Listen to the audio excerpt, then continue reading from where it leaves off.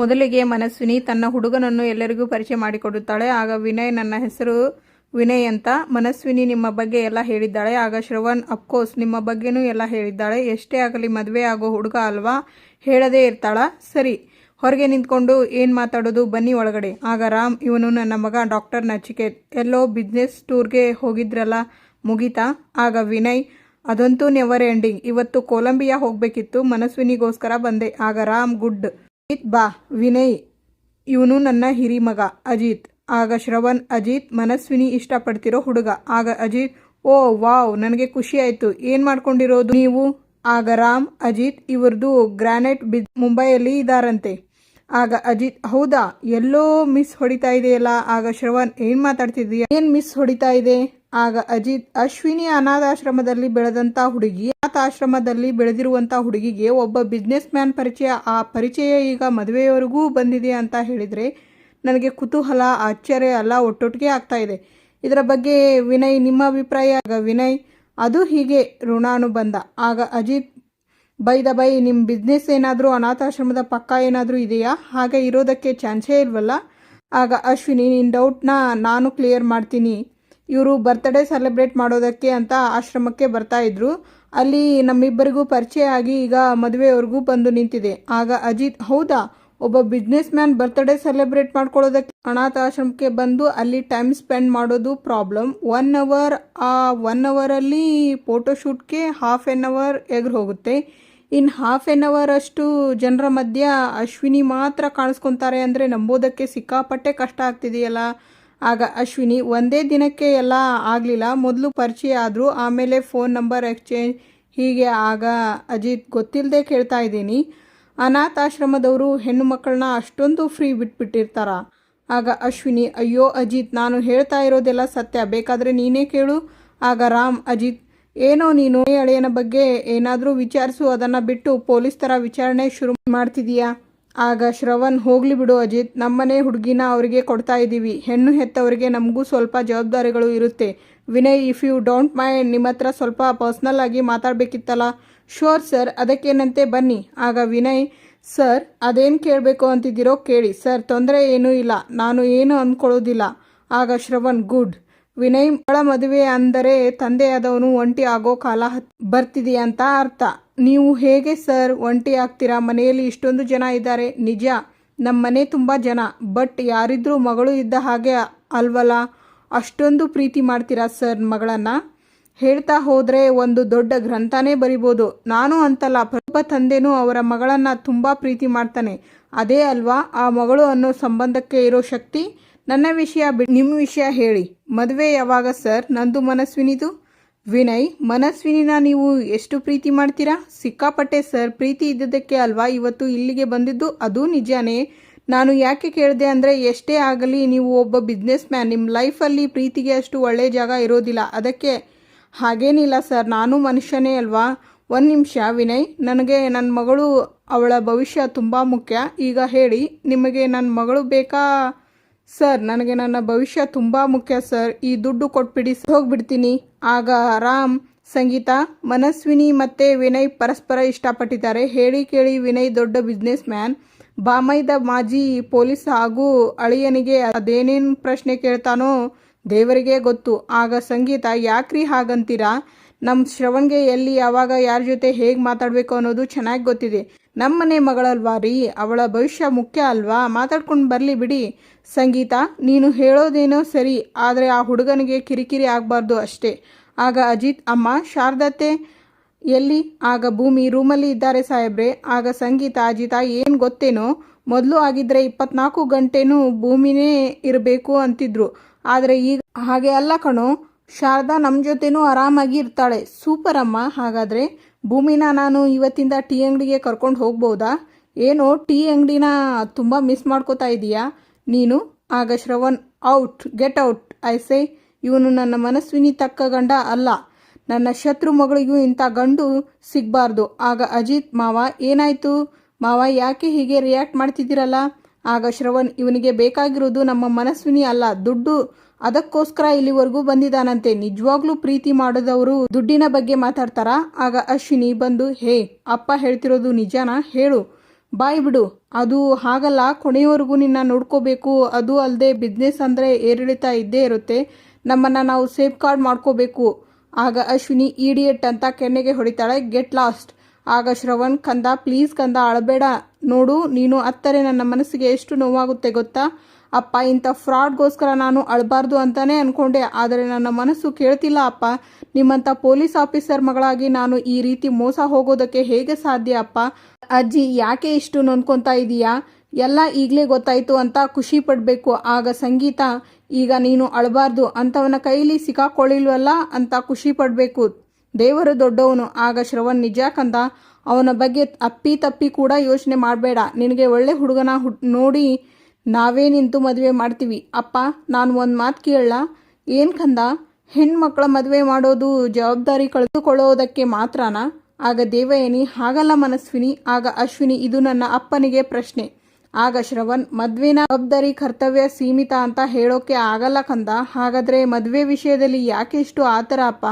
ನನ್ನನ್ನು ಪ್ರೀತಿ ಮಾಡಿದವನೇ ದುಡ್ಡಿಗೋಸ್ಕರ ನನ್ನನ್ನು ಬಿಡೋದಕ್ಕೆ ರೆಡಿ ಇದ್ದಾನೆ ಅಂದಮೇಲೆ ಇನ್ನು ಗೊತ್ತಿಲ್ಲದೆ ಇರೋರ ಬಗ್ಗೆ ನಾವು ಏನು ಹೇಳೋದಕ್ಕೆ ಆಗುತ್ತೆ ಅಪ್ಪ? ಅದು ಹಾಗಲ್ಲ ಕಂದ. ಅಪ್ಪ ಎಲ್ಲರೂ ಹೀಗೆ ಇರೋಲ್ಲ ನಿಜ, ಆದರೆ ನನಗೆ ಈಗ ಗಂಡನ ಪ್ರೀತಿಗಿಂತ ನಿಮ್ಮ ಪ್ರೀತಿ, ಅಮ್ಮನ ಪ್ರೀತಿನೇ ಮುಖ್ಯ ಅಪ್ಪ. ಪ್ಲೀಸ್ ಅಪ್ಪ ಅರ್ಥ ಮಾಡ್ಕೊಳ್ಳಿ. ಇಷ್ಟು ವರ್ಷಗಳ ಕಾಲ ಅಮ್ಮ ಅಪ್ಪ ಇದ್ದರೂ ಕೂಡ ನಾನು ಅನಾಥಾಶ್ರಮದಲ್ಲಿ ಬೆಳೆಯೋ ಹಾಗೆ ಆಯಿತು.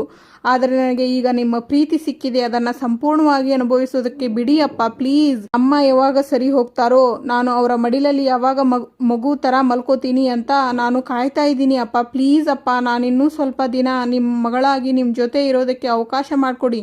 ಇಲ್ಲ ಕಂದ, ನನ್ನನ್ನು ಕ್ಷಮಿಸಿಬಿಡು. ಆಗ ಅಜ್ಜಿ, ನಾನು ಅಷ್ಟೇ, ಇನ್ಮೇಲೆ ನಿನ್ನ ಜೊತೆ ಮದುವೆ ವಿಷಯ ಮಾತಾಡಲ್ಲ, ಮದುವೆಗೆ ಬಲವಂತನೂ ಮಾಡಲ್ಲ. ಥ್ಯಾಂಕ್ ಯು ಅಜ್ಜಿ. ನಿಜ ಹೇಳಬೇಕು ಅಂದರೆ ವಿನಯ್ ನನಗೆ ಮೋಸ ಮಾಡ್ದ ಅನ್ನೋದಕ್ಕಿಂತ ಜಾಸ್ತಿ ನಿಮ್ಮೆಲ್ಲರನ್ನು ಬಿಟ್ಟು ಹೋಗಬೇಕಲ್ಲ ಅನ್ನೋ ನೋವು ನನಗೆ ಜಾಸ್ತಿ ಕಾಡ್ತಾ ಇದೆ. ಆಗ ಅಜ್ಜಿ, ಹೆದರ್ಕೋಬೇಡ ಪುಟ್ಟಿ, ಇಲ್ಲಿ ಯಾರು ನಿನಗೆ ಮದುವೆ ವಿಷಯದಲ್ಲಿ ಬಲವಂತ ಮಾಡಲ್ಲ. ಆಗ ಅಜಿತ್, ನನಗೆ ಸ್ಟೇಷನ್ಗೆ ಲೇಟ್ ಆಯಿತು, ನಾನು ಹೋಗಿ ರೆಡಿ ಆಗ್ತೀನಿ. ಆಗ ಸಂಗೀತ, ಆಯ್ತಪ್ಪ ಭೂಮಿ ಹೋಗು, ನಾನು ಅಷ್ಟರಲ್ಲಿ ತಿಂಡಿ ರೆಡಿ ಮಾಡ್ತೀನಿ. ಅಪ್ಪ ಥ್ಯಾಂಕ್ ಯು. ವಿನಯ್ ನನಗೆ ಕರೆಕ್ಟಾದ ಪರ್ಸನ್ ಹೌದೋ ಅಲ್ವೋ ಅನ್ನೋದು ನನಗೆ ಡೌಟು ಇತ್ತು. ಅದಕ್ಕೆ ರಾತ್ರಿ ನಿಮ್ಮ ರೂಮಿಗೆ ಬಂದು ನನ್ನ ಮನಸ್ಸಲ್ಲಿ ಇರೋದನ್ನು ನಿಮ್ಮ ಜೊತೆ ಹೇಳ್ಕೊಂಡೆ. ಅದಕ್ಕೆ ಅಲ್ವಾ ಕಂದ ಅವನ ನಿಜವಾದ ಬಣ್ಣ ಬಯಲಾಗಿದ್ದು? ಒಂದು ರೀತಿಯಲ್ಲಿ ನೋಡಿದರೆ ಇದನ್ನೆಲ್ಲ ನಾನು ಮಾಡಬೇಕಾಗಿತ್ತು, ಆದರೆ ನಿನ್ನ ಜಾನ್ಮೆ ಇದನ್ನೆಲ್ಲ ಮಾಡೋ ಹಾಗೆ ಮಾಡ್ತು. ಸರಿ ಕಂದ, ಇನ್ನು ನೀನಾಗೆ ನಾನು ಮದುವೆ ಮಾಡ್ಕೋತೀನಿ ಅಂತ ಹೇಳೋವರೆಗೂ ಮದುವೆ ಮಾಡ್ಕೋ ಅಂತ ನಾವು ಯಾರೂ ಬಲವಂತ ಮಾಡೋದಿಲ್ಲ. ಹ್ಯಾಪಿ? ಥ್ಯಾಂಕ್ ಯು ಅಪ್ಪ. ಆಗ ಸತ್ಯಣ್ಣ, ಸತ್ಯ, ಈ ಆಟೋ ಹಿಂದೆ ಬರೆದಿರ್ತಾರಲ್ಲ ಅದು 100ಕ್ಕೆ 100 ಸತ್ಯ, ಅಷ್ಟು ಮಾತ್ರ ಸತ್ಯ. ಏನು, ಯಾವ ಆಟೋ ಹಿಂದೆ ಯಾರು ಏನು ಬರೆಸಿದ್ರು ಏನೋ ಹೀಗೆ ಕೇಳ್ತಿದ್ಯಾ ನೀನು? ಲಾರಿ ಹಿಂದೆ ಹೋದರೆ ಧೂಳು, ಹುಡುಗಿಯರ ಹಿಂದೆ ಹೋದರೆ ಗೋಳು. ಆಹಾ, ಎಲ್ಲಿಂದ ಹೊಳೆಯುತ್ತೋ ಅವ್ರಿಗೆಲ್ಲ ಇಂಥ ವಿಚಾರಗಳು. ನೀವು ಯಾವ ಹುಡುಗಿ ಹಿಂದೆ ಹೋಗಿದ್ರಿ? ತಮಾಷೆ ಮಾಡಬೇಡಪ್ಪ. ನನಗಂತೂ ಇತ್ತೀಚೆಗೆ ಭೂಮಿ ಮೇಲೆ ಒಂದು ಸಣ್ಣದಾಗಿ ಕೋಪ ಶುರುವಾಗಿದೆ, ಅಷ್ಟು ಮಾತ್ರ ಸತ್ಯ. ಅಲ್ಲ ಕಣೋ, ಹುಡುಗಿರ ಮನಸ್ಸು ಅಂದರೆ ಬೆಣ್ಣೆ ಥರ ಅಂತಾರೆ, ಆದರೆ ಇವಳ ಮನಸ್ಸು ಒಳ್ಳೆ ಕಲ್ಲು ಬಂಡೆ ಥರ ಆಗಿದೆ. ಇನ್ನು ಮುಂದೆ ನಾನು ಅವಳಿಗೆ ಭೂಮಿ ಅಂತ ಕರೆಯೋಲ್ಲ, ಕಲ್ಲು ಬಂಡೆ ಬೋರ್ಗಲ್ ಅಂತ ಕರಿತೀನಿ. ನೋಡ್ತಾ ಇರು. ನೀವು ಕೋಪ ಮಾಡ್ಕೋಬೇಕಾಗಿರೋದು ಭೂಮಿ ಮೇಲೆ ಅಲ್ಲ, ನನ್ನ ಮೇಲೆ. ನೋಡು, ನೀನು ಇಷ್ಟೊಂದು ಕರುಣಾಮಯ್ಯ ಆಗಬೇಡ ನೀನು. ಹೀಗಿದ್ದರೆ ಜಗತ್ತು ನುಂಗಿ ಹಾಕಿ ಬಿಡುತ್ತೆ. ಅಲ್ಲಪ್ಪ, ಒಳ್ಳೆಯವರಿಗೆ ಗೌರವ ಅನ್ನೋದು ಎಲ್ಲಿದೆ ಹೇಳು? ಈಗ ನೀವು ಹೇಳ್ತಾ ಇರೋದು ನಿಜ ಸತ್ಯನ. ನಾನು ಭೂಮಿಗೆ ಅವಳಿಗೆ ಕೊಡಬೇಕಾಗಿರುವಂಥ ಗೌರವ ಕೊಡಲೇ ಇಲ್ಲ. ಇದು ಏನು ಹೇಳ್ತಾ ಇದೀಯಾ ನೀನು? ನಿಜಾನೇ ಹೇಳ್ತಾ ಇದ್ದೀನಿ ಸತ್ಯನ. ಇದರಲ್ಲಿ ಭೂಮಿದು ಯಾವುದೇ ಥರ ತಪ್ಪಿಲ್ಲ, ತಪ್ಪೆಲ್ಲ ನಂದು. ಈ ಅಗ್ರಿಮೆಂಟ್ ಮ್ಯಾರೇಜ್ ಅಂತ ಆಗಿದ್ದು ನನ್ನ ಅನುಕೂಲಕ್ಕೋಸ್ಕರ. ಒಬ್ಬ ಶೆಲ್ಫಿಶ್ ಆಗಿ ಯೋಚನೆ ಮಾಡ್ತು ಅಂತ ಹೇಳಿದರೆ ಏನು ಮಾಡ್ತಾನೋ ಅದನ್ನೇ ನಾನು ಮಾಡಿದ್ದು. ಅಗ್ರಿಮೆಂಟ್ ಮ್ಯಾರೇಜ್ ಆಗೋ ಟೈಮಲ್ಲಿ ಒಂದೇ ಒಂದು ಸಲ ಭೂಮಿಗೂ ಮನಸ್ಸಿದೆ ಅನ್ನೋದನ್ನು ನಾನು ಯೋಚನೆಯೇ ಮಾಡಲಿಲ್ಲ.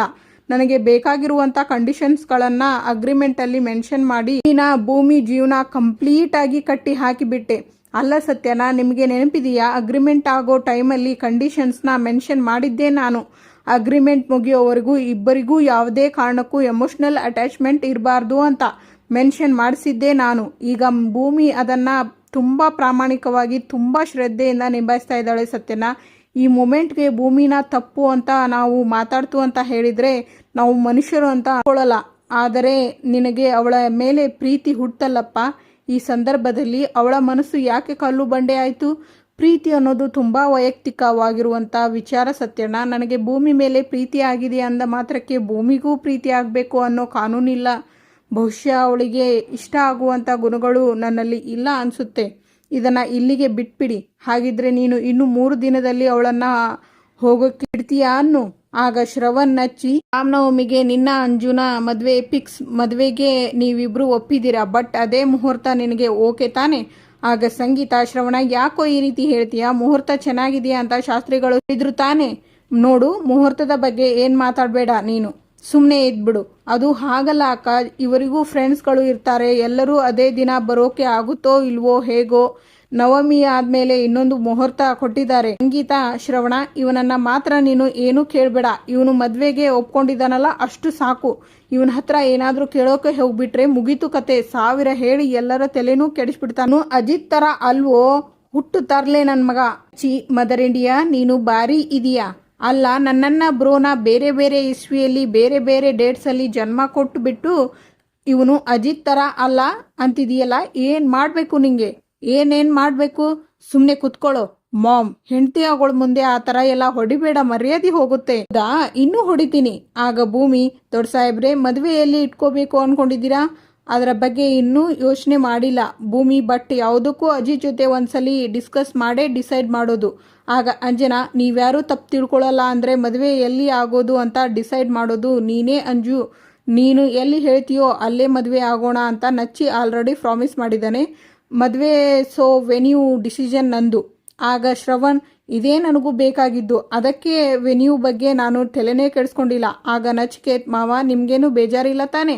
ನನಗೆ ಯಾಕೋ ಬೇಜಾರು, ಡಿಸಿಷನ್ ಅವಳಿಗೆ ಬಿಟ್ಬಿಟ್ಟಿದೆಯಲ್ಲ. ಆ್ಯಕ್ಚುಲಿ ನನಗೆ ತುಂಬ ಖುಷಿ ಇದೆ.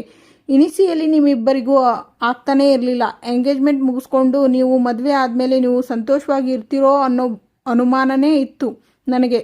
ಬಟ್ ಈಗ ಐ ಆಮ್ ವೆರಿ ಕ್ಲಿಯರ್. ನೀವಿಬ್ಬರು ಅಜಿತ್ ಭೂಮಿ ಥರ ಆದರ್ಶ ದಂಪತಿಗಳಾಗಿ ಬದುಕ್ತೀರಾ ಅಲ್ವಾ ಭೂಮಿ? ಹಾಂ. ಆಗ ದೇವಯಾನಿ, ಈಗ ಮದುವೆಯಲ್ಲಿ? ಆಗ Anju, I am thinking palace ಗ್ರೌಂಡಾ? ಬೇಡ ಅನಿಸುತ್ತೆ ಪುಟ್ಟಿ. Y ma'am? ಪ್ಯಾಲೇಸ್ ಗ್ರೌಂಡಲ್ಲಿ ಮಾಡಬಾರ್ದು ಅಂತ ಅಲ್ಲ, ಬಟ್ ನಿಮ್ಮಿಬ್ಬರ ಮದುವೆ ಮುಹೂರ್ತ ಫಿಕ್ಸ್ ಆಗಿರೋದು ರಾಮನವಮಿ ದಿವಸ ಅಲ್ವಾ? ಹಾಗಾಗಿ ರಾಮನ ದೇವಸ್ಥಾನದಲ್ಲಿ ಎಲ್ಲಿಯಾದರೂ ಮದುವೆ ಇಟ್ಕೊಂಡ್ರೆ ಚೆನ್ನಾಗಿರುತ್ತೆ, ಅರ್ಥಪೂರ್ಣವಾಗಿರುತ್ತೆ. ಅದಕ್ಕೋಸ್ಕರ ಪ್ಲೀಸ್.